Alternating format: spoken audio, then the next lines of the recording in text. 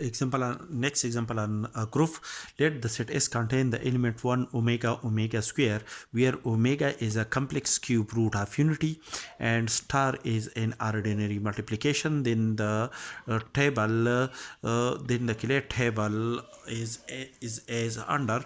That is 1 omega omega square are the element of the set S. 1 omega and omega square are the same element of the set S, and multiply 1 with 1. 1 multiplied by 1 is equal to 1. 1 multiplied by omega is equal to omega. 1 multiplied by omega square is equal to omega square.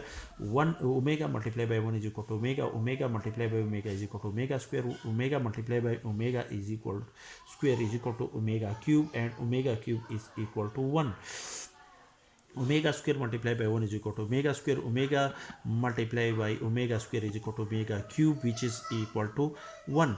Omega square multiplied by omega square is equal to omega raised to power 4, which is equal to omega multiplied by omega cube, which is equal to omega multiplied by 1 is equal to omega. Therefore, after the multiplication of each element of the set S with itself and with the other element of the set S, the result, these all are the element, the result after the multiplication is again the element of the set S. Therefore, the ordinary multiplication is a binary operation on the set S. Also, according to the associative law, to check the associative law, that is 1 multiplied by omega square is equal to 1 multiplied by omega square. Omega multiplied by omega square is equal to omega cube, which is equal to 1. 1 multiplied by 1 is equal to 1. 1 multiplied by omega is equal to omega, and omega multiplied by omega square is equal to omega cube, which is equal to 1. So the left hand side is equal to the right hand side. That is associative law with respect to ordinary multiplication hold in the set S. Also, for each element of the set S, there exists an element 1 belong to the set S, such that 1 multiplied by each element of the set S gives the same element. That is 1 multiplied by 1 is equal to 1. 1 multiplied by omega is equal to omega, where 1 multiplied by omega square is equal to omega square, where 1 omega and omega square is denoted by a in this case.